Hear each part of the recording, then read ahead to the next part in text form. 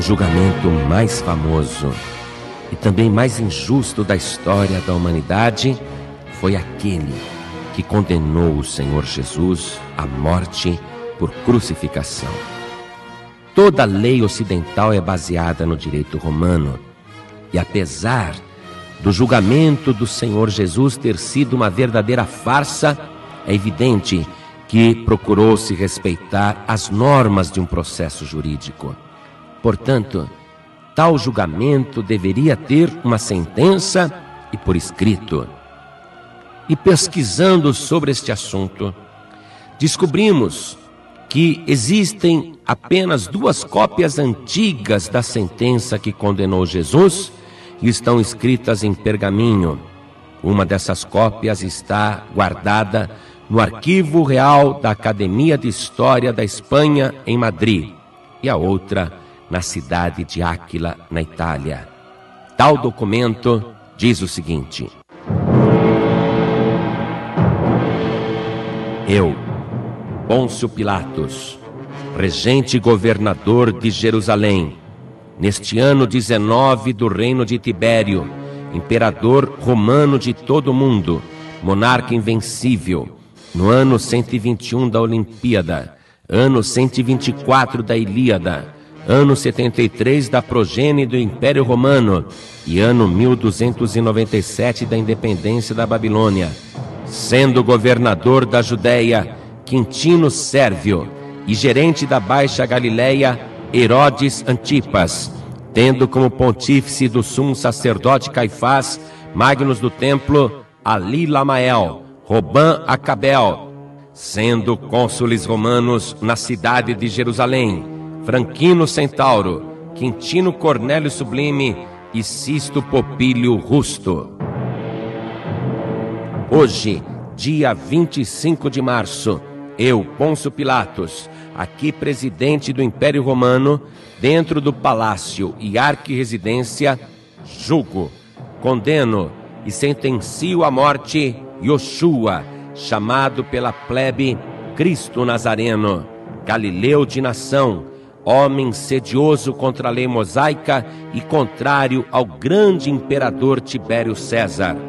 Determino e ordeno que por esta se lhe dê a morte na cruz, sendo pregado com cravos, como os réus, porque, congregando por aqui ricos e pobres, não tem cessado de promover tumultos por toda a Judéia, dizendo-se filho de Deus, rei de Israel, ameaçando com a ruína Jerusalém e o sacro templo, negando o tributo a César e tendo ainda o atrevimento de entrar com ramos em triunfo e com parte da plebe dentro da cidade de Jerusalém.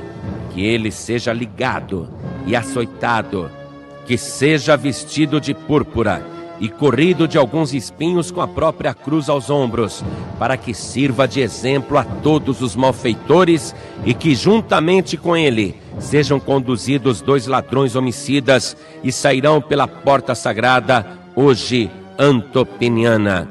Mando também que nenhuma pessoa de qualquer estado ou condição se atreva temerariamente a impedir a justiça por mim ordenada, administrada e executada com todo o rigor, segundo os decretos e leis romanas.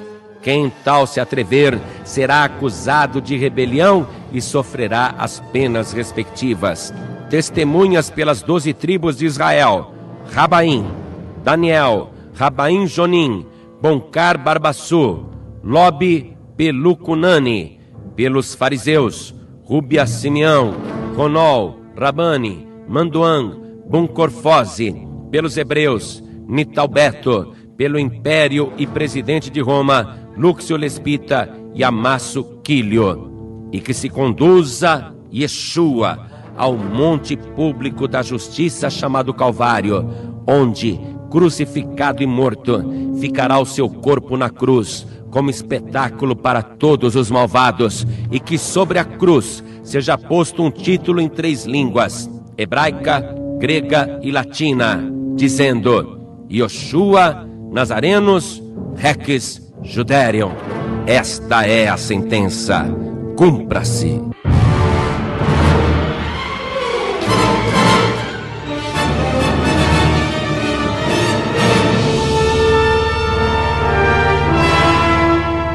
Evangelho de Mateus, no capítulo 27, versículo 27, diz que logo após a ordem da crucificação, os soldados romanos se reuniram diante de Jesus e, despindo, o cobriram com uma capa de escarlate e, tecendo uma coroa de espinhos, puseram-lhe na cabeça e em sua mão direita uma cana, e ajoelhando-se diante dele o escarneciam, dizendo: Salve, Rei dos Judeus! E cuspindo nele, tiraram-lhe a cana e batiam-lhe com ela na cabeça.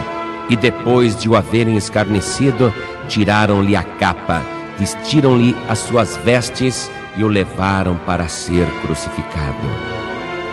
E chegando ao lugar chamado Gólgota, que significa lugar da caveira, crucificaram-no, repartiram as suas vestes, lançando sortes, para que se cumprisse o que foi dito pelo profeta: repartiram entre si as minhas vestes, e sobre a minha túnica lançaram sortes.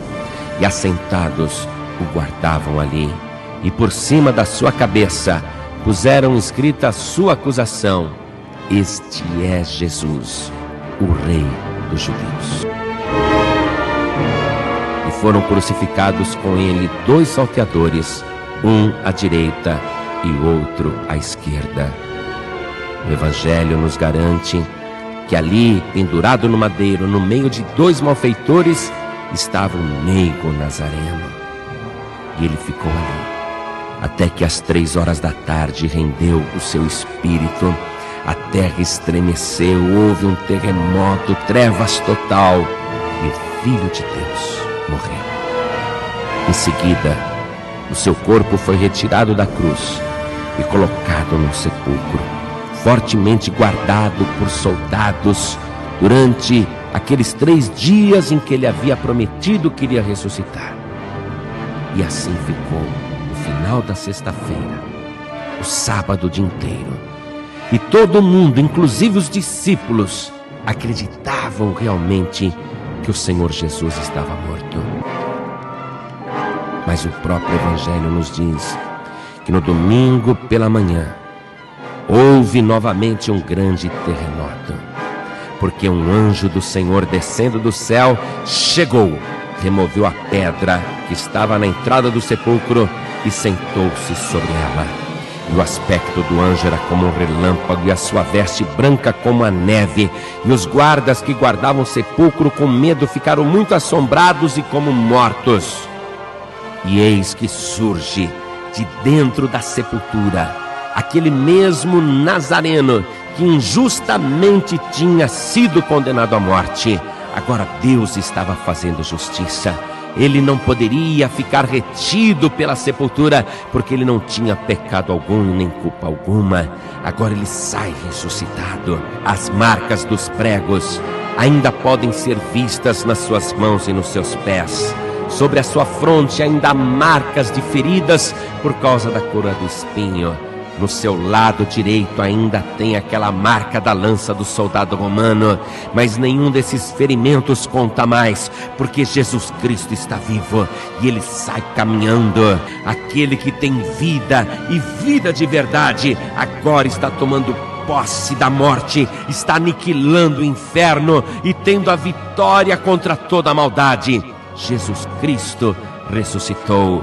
Aquela frase que Pilatos mandou colocar sobre Jesus, escrito em latim: Este é Jesus, o Rei dos Judeus. Mandou também colocar uma tradução em hebraico e grego, isto é, as 3 línguas mais importantes daquela época, as 3 línguas universais. Agora sim, estava confirmada a palavra: Jesus não era apenas o Rei dos Judeus, nem apenas o Rei dos gregos, nem apenas o Rei dos romanos, mas ele é o Rei de toda a humanidade, o Rei dos reis e o Senhor dos senhores.